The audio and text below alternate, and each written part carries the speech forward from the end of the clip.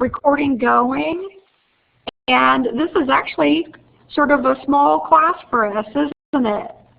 Normally we have a few more in here, but you know, we've had a 4th of July holiday.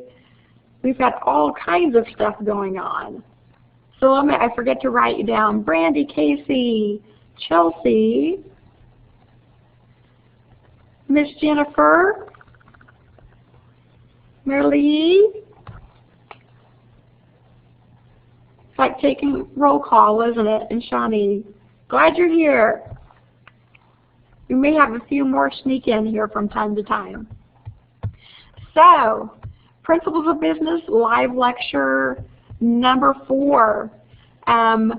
In week 1, we picked out the product or service that you would be using for your final project, and I think everyone has that chosen. In week 2, you chose your company name and what business form that you were going to use. Remember, those were LLC, sole proprietorship, partnership, and corporation. In week 3, we talked about how to write an executive summary, and that it should be about 2 paragraphs long. And then this week, we're going to talk a little bit about your objectives, your mission statement, and your location. So I think this will help clear things up a little bit. First of all, the power of one. At age 6, Tiger Woods practiced his golf swing in the mirror while listening to motivational tapes. How about that? Was anybody else doing that at age 6? I don't know if he was just naturally that motivated or if his dad helped inspire some of that. Martha Stewart catered birthday parties in elementary school because babysitting didn't pay well. So she was already in elementary school. She was ready to make the big bucks, and it certainly has paid off for Martha. Sean Diddy Combs sold term papers and party tickets at Howard University. Marketing. Richard Branson, who is the owner of Virgin Mobile, Virgin Atlantic, said his mom would shove him out the car when he was 6 and tell him to find his way home. Again, not something I was doing at 6, but I think it really inspired the adventurer spirit that Richard Branson seems to have. And then lastly, Condoleezza Rice got out of bed every day at 4:30 a.m. to spend 2 hours practicing ice skating before school. How about that? Now, I don't think Condoleezza went on to do anything else with the ice skating, but the point is that she was very dedicated at a young age. But also the idea that everything that we do in life helps make us into the person we are today. So I know almost everyone that responds will say, you know, I wouldn't change a thing about the past because it's created me, basically. So, grading rubric, final project. Remember to put your business plan in this order. So you'll have your company name first, executive summary, company objectives, mission statement, on and on and on until you get down to your management summary, including an organizational chart. This is like a flow chart of how your organization will be set up. And also, do not forget your citations. You need to use at least 5 sources for this. And if you'll notice near the top of our course page, there's actually information about how to set up APA citation. And that's the citation form that you will need to use for this final project. So be sure and click on the link that discusses APA citation. It tells you how to set it up. And you know what? There's a lot of websites out there that you simply insert your information. Maybe you used a book or a website as a source, and it will show you how to set it up for APA. Also, your slide aesthetics, they need to look good, be inviting. So here we go. Let's talk about your mission. So the organization's purpose, values, and core goals, providing the framework for all other plans. Now this is probably one of the simplest in terms of a short thing you're going to write for your business plan, but a lot of thought should go into what's in your mission statement and how you word it. So let me get my pointer out here. We'll use the sunshine again today. Starbucks' mission statement is to inspire and nurture the human spirit, one person, one cup, and one neighborhood at a time. So I think that one's pretty great and makes me want to go have a Starbucks, right? Amazon's mission is to be Earth's most customer-centric company, to build a place where people can come to find and discover anything they may want to buy online. And goodness, you gotta admit they are just almost there. It seems like no matter what you're looking for, you can almost always find it on Amazon. Google's mission is to organize the world's information and make it universally accessible and useful. So I like the way they worded that, organize the world's information. That's certainly part of the things that they do with just their search engine. Makes it possible for us to find things easier and faster. And then lastly, the shortest one, Chili's Bar and Grill, is to spice up everyday life.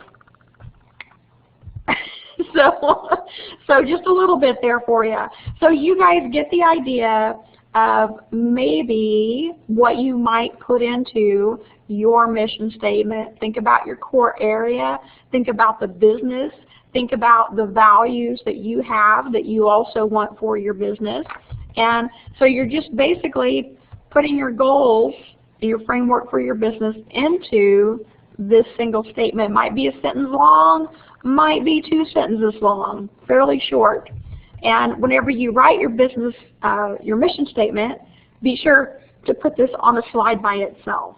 So whether you're using PowerPoint or Google Slides, you would have mission statement at the top, and then somewhere on the slide you're going to have it written out very simple and to the point. Effective goals and objectives, because you're going to write objectives for your business. They should be specific and measurable, tied to a time frame, realistic but challenging. And I got to tell you, those 3 things are specifically some of the goals and objectives that we have of our courses here at Community Care College. That's what we want in our courses. So we want the same thing, only for a business. So here's an example of a goals and objectives flow chart, and this will help you differentiate a little bit between the two.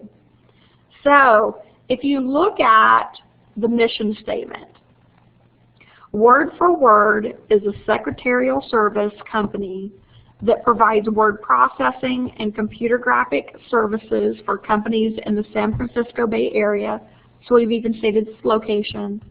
Our mission is to build a reputation among local businesses as the most knowledgeable, most reliable, and friendliest word processing resource around. And this is really a great chart to use when building these. Hi, Katie. Let me get Katie written down here. So you'll see from that mission statement, they then pulled out 3 goals, and in this instance it's kind of like which came first, the chicken or the egg. You may have written your mission statement first and then pulled your goals out, or you may write your goals first and then build your mission statement around those goals. So their 3 main goals were enhance staff expertise, increase brand awareness, improve customer service. These are the 3 things they want to do to make themselves stand out. And then below each goal, you've got 2 objectives. So how are we going to achieve that goal? We're going to achieve it by, so if we look at number 1, enhance staff expertise, we want to schedule regular training seminars and have all staff certified. And of course we've got deadlines on both of those as well. So you get the idea here. Do we need to have several goals and objectives? Yes, Brandy. In fact, I believe in the in the business plan, it only asks for business objectives, but these are tied to your goals. So, you know, if you had 2 to 3 business goals and objectives, that would be great.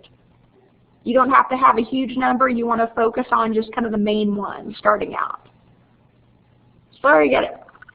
Itchy eye. There we go. My grandma would say that probably means something. Okay, goal, increase brand awareness by creating customer referral bonus program and beginning a monthly newsletter. Improve customer service by hiring 2 new employees by 7/15 and install new job tracking software. So these are ways to help you have a focus for your business.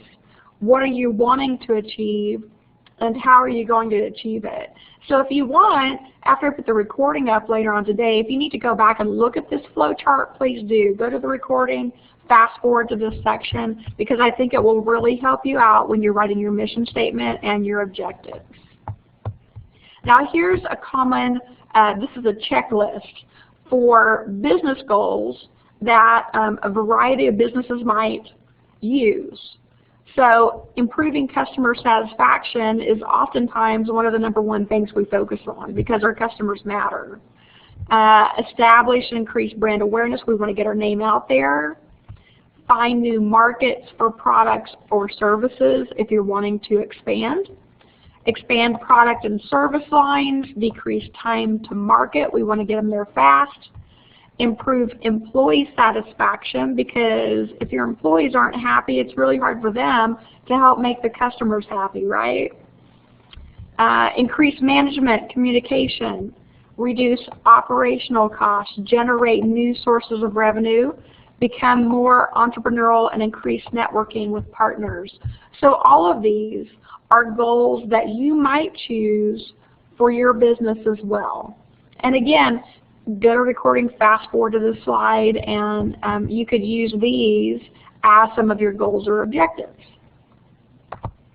Okay, factors that affect location. Let's talk about the location of your business, because in your business plan you need to state exactly where you want your business to be. And I don't mean just naming the town.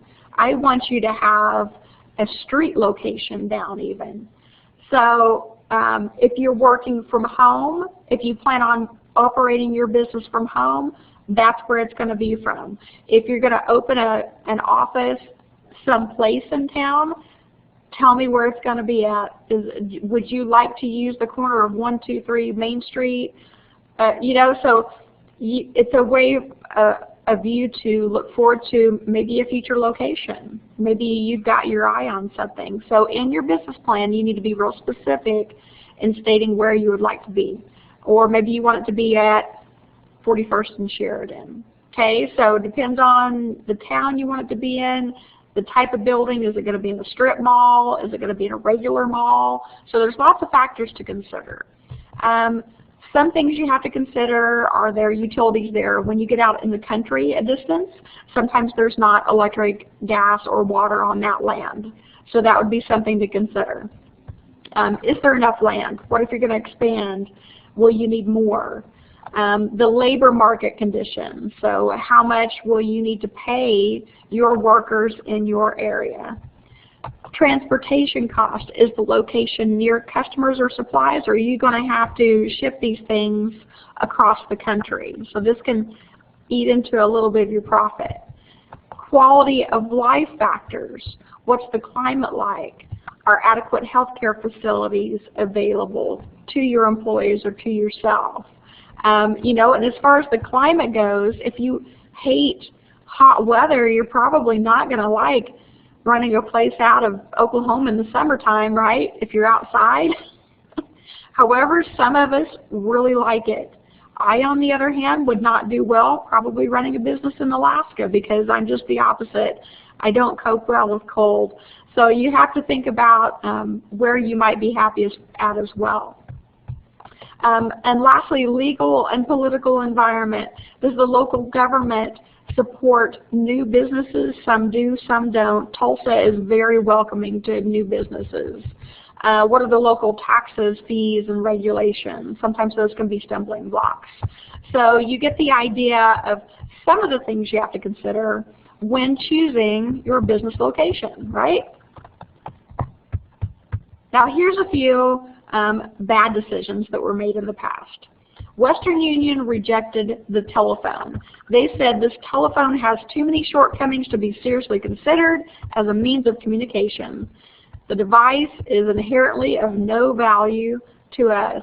So they, in the time of the telegraph, they thought, oh, this telephone thing's never going to take off. Asa Chandler, the owner of Coca-Cola, sold the exclusive rights to the bottle beverage for $1. $1. Now you have a multi-billion-dollar industry. The New York Times discounted the television. The people with television is the people that keep their eyes glued to the screen. The average American family hasn't time for that. We don't have time to watch TV. So the New York Times, well, of course they're a newspaper, so they thought this is silly. People read the newspaper. Former candidate, President candidate Ross Perot blew a chance to buy Microsoft because he would not meet the asking price. He was too cheap. And Mike Smith, who evaluates talent for Decca Records, rejected the Beatles in 1962. So, you know, sometimes we win, sometimes we lose. You got to be able to keep your eye open for a potential opportunity there. Don't close your mind, right? Okay, let's talk about management for a little bit. And I know this is something that not all of you want to go into someday. You may have absolutely no interest in management. However, as the years go by, maybe 10 years go by, and you've worked in your core area for 10 years, and you're getting really, really good at it, you may be pegged as someone who would be excellent management material. Or maybe you're already in some type of a job where you're managing other people. So what they found out is in management, the magic number is 6. Spending 6 hours per week with each employee. That doesn't mean sitting down for 6 hours all in one bat or in one day or even over a couple days. It's touch base and go, touch base and go. If you do less than 6 hours, you're considered not engaged enough. And if you do more, you're micromanaging or trying to tell everyone what to do. So they basically surveyed 32,000 people from research and through the firm Leadership IQ. So that's a pretty good base to judge this off of. And they noticed as people rose from 1 to 6 hours spent with their direct leaders, they became more inspired, they became more engaged, they became more innovative, and they became intrinsically more motivated. So they found that fire within themselves to do the things that they need to do to be successful. So from 1 hour, not as much engagement, but as management went up to 6 hours, that they found that was the magic inspiration number. So it's really just something to think about, right? And you might think about what your boss does or what you do in that situation. However, if managers need to interact with direct reports for 6 hours per week, they can't really manage more than 6 or 7 people, right? Because there's no way to spend that amount of time with each person. You can have 50 employees, but you're not really managing 50 employees. So you have to find the amount that you can effectively manage, and from there, that's where your assistant managers come in as well to help out with this. I like this. Slackers, not so much. Generation Y is changing the workforce. 66 million kids born between the years of 1978 and 1998. Is anybody in that age group? Do I have Generation Yers? Yes. Well, I thought I might. But your son is. Okay, okay, so you might kind of relate to this then. They find that this group is very self-confident and very outspoken. So is that your son, Marilee? 1984, Jennifer, you're in there. You're definitely in there. Okay, so not all employers get or understand Generation Y. Many believe they are less industrious, but they actually volunteer more than other generations. That is him, huh? Fantastic. They switch quickly between work and embrace fast-paced environment by working nights, working weekends. They're very flexible with their time. So this is a large portion of our workforce right now. You know, and some people will say, oh, the younger generation, they just, oh, they're so lazy. They don't do it like we did. And that's the point. They're not supposed to be doing it like we did in the 70s and 80s. They're doing it like they do in the 2000s. And I think what we're seeing is a really fantastic workforce.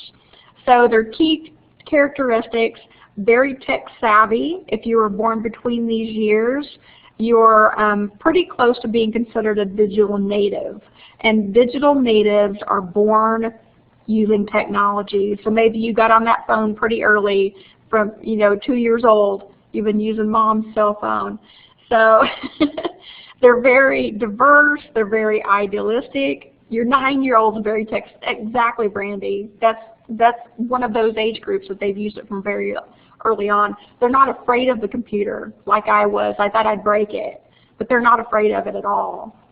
They're goal-driven, fulfillment-focused, idealistic, now-focused, and very change-oriented. So they're very open to change.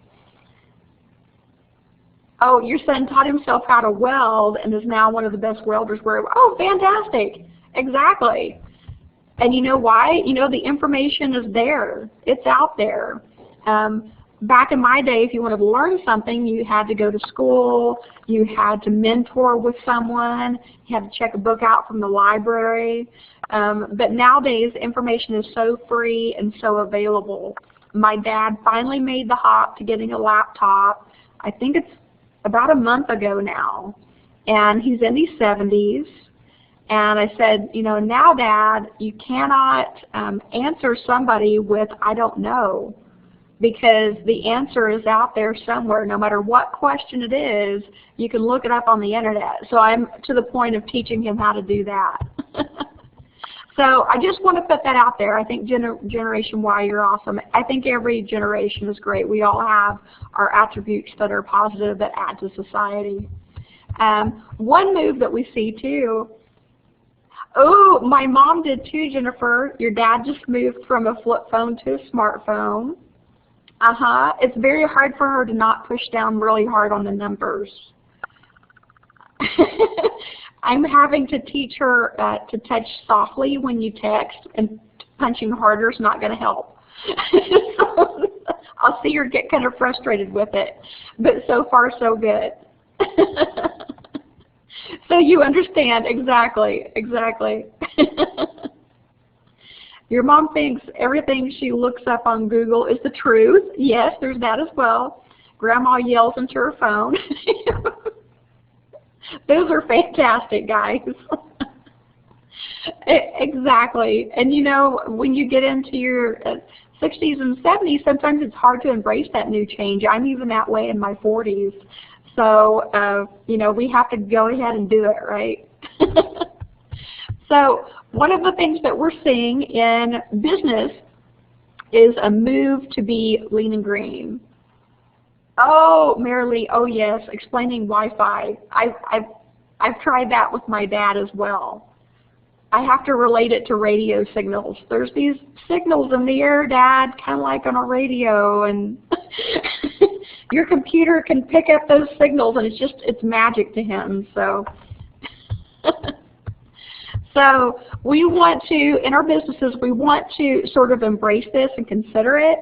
You want to help eliminate waste in your business, improve efficiency, reduce inventory, and we talked about that with supply chain, how we can get things so fast, and that our inventory doesn't necessarily have to be stored in a big building behind our business because we can get it so quickly. They even have made that change as far as tires go. A lot of tire places used to have a huge warehouse behind them full of these different sizes and types of tires.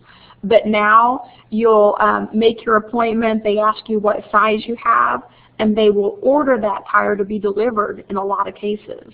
So that's just an example of how things are changing.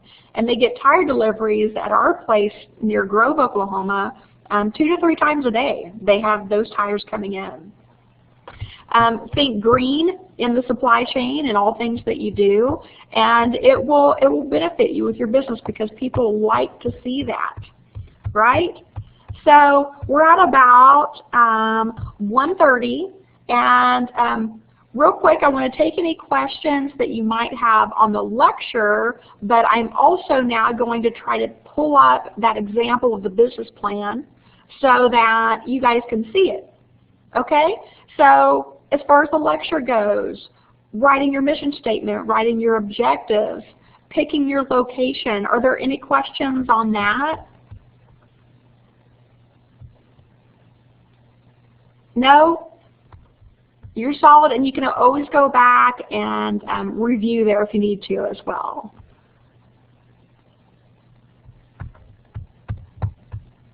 And this could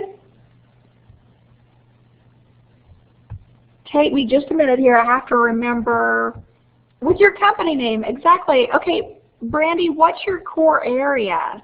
And what type of company are you looking at opening? Because you've got several brains on here right now that may be able to help out with that, to give you some ideas.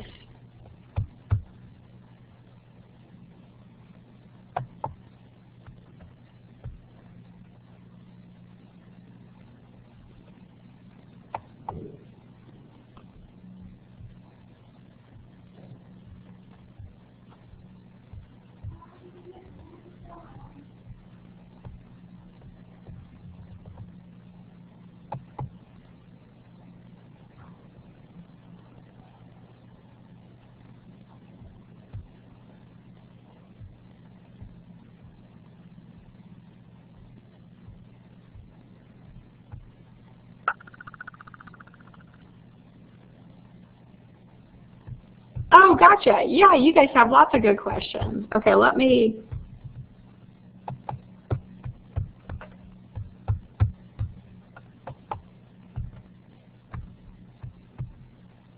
see here. Just a minute. Let me see if I can get this.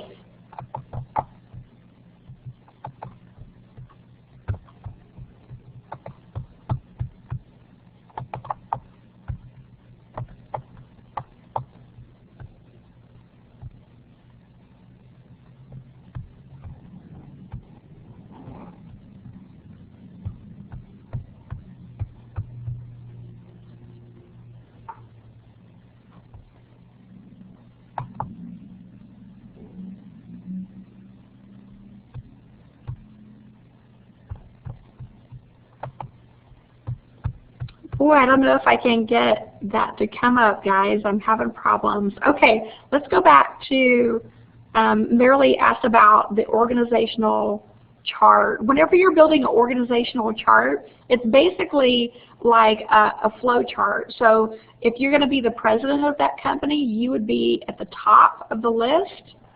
And then who's going to be under you? Are you going to have a president? Are you going to have a vice president? Are you going to have assistants that help you? Are you going to have other workers within the office as well? And then at the bottom, you're probably going to have your support staff. So it's a visual representation or flow chart of who all would work for you in your business. And you guys know, sometimes it's just going to be you. You may not have someone else working for you depending on what type of business you're looking at. So your flow chart is your basic setup. And you could do that with boxes and lines and Word if you wanted to, or of course in PowerPoint.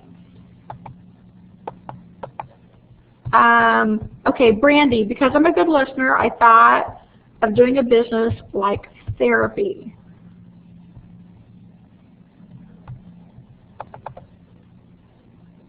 But free. It's kind of like chatting over coffee. A friend of mine has something similar to university. She calls it Vent Over Tea. She's in the UK. How neat! How neat. Okay, so you're wanting to start a type of therapy program, kind of like chatting over coffee. Do you want the name coffee in there? Would you like coffee in your name? And you guys could help kind of give us some ideas for anything on their mind. Okay. What about using your name? Would you like to use your name in it? No? You don't want to have Brandy in there anywhere? Just, it's an option. It's an option. Okay. So can anybody in class, can you guys think of a name that Brandy might call her business? Let's brainstorm for a minute. So we know it's therapy, it's venting, it's drinks involved. I heard it. Oh, I kind of like that. Air it out. Maybe lending an ear.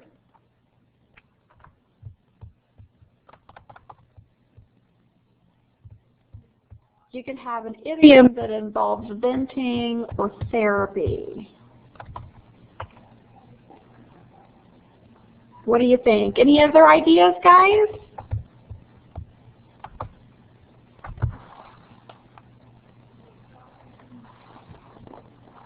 So what would be an example, Katie?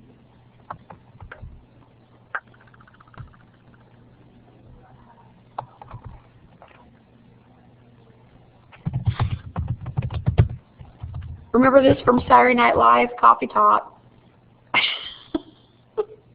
I don't know if any of you guys remember that. We have a place not far from here that's called the Bunker.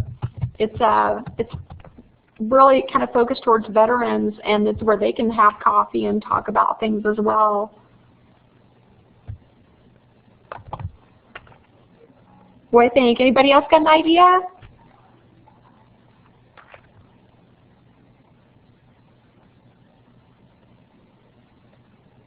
Cool, because once you pick that, it can really help everything else sort of pull together as well. You're drawing a blank. That's okay, Jennifer. Hey, it's hard to think at this time in the afternoon sometimes as well. Okay, well, I hope we've given you a few ideas, Brandy. Remember, two heads are better than one. It's always easier to kind of bounce off people. Fantastic. All right, now let me see if I can get this page to pull up.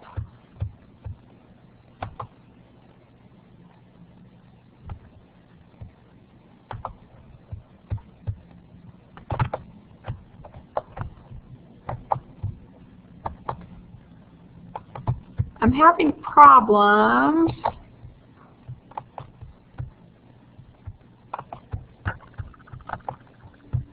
Getting the URL to paste into here. It doesn't want to. It's actually a Google slide stock, and I thought that it would let me do it.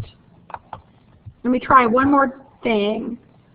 See if it will just let me open it.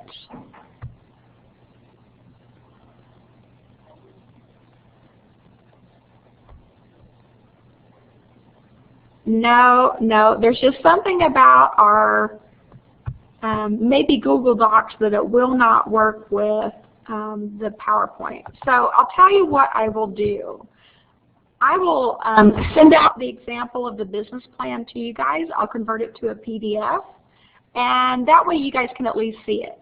And I want to tell you the one that I'm sending out would be probably a high B or a low A example. It's not a perfect example, but I like not perfect because you can see where potential problems might be, or you might go, oh, wait a minute, that's not right. So I was going to talk through that with you, in fact, but I'll send it to you as a PDF just to give you a general idea of what your business plan should look like. Would that be okay?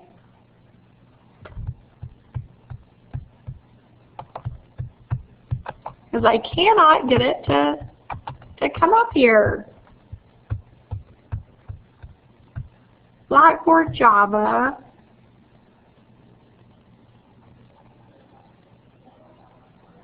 Photos.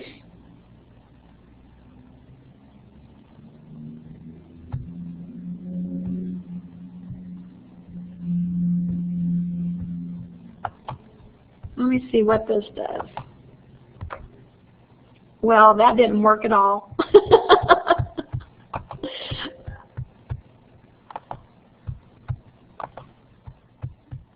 All right. Well, you guys can go on with your day then, and I will send this you the example through the email so that you can see it. Oh, vent on. That's kind of cute too, Katie. I like that. Vent your spleen or to express anger. Yeah, those are good ideas. Vent on. All right, good job, guys. Hey, have a good rest of your day. Email me, text me, Facebook me if you have any questions, and I hope you enjoy your final week in the course. It's been great getting to know everyone. Oh, you're so welcome, Brandy. You too, Marilee. Have a great day.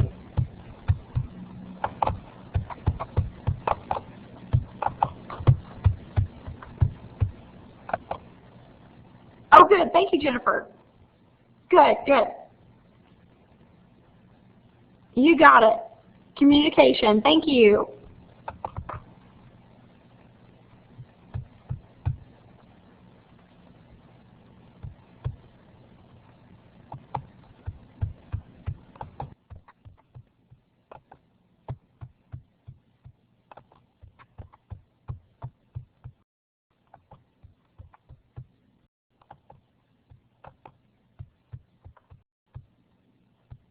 Are you still there, Shawnee?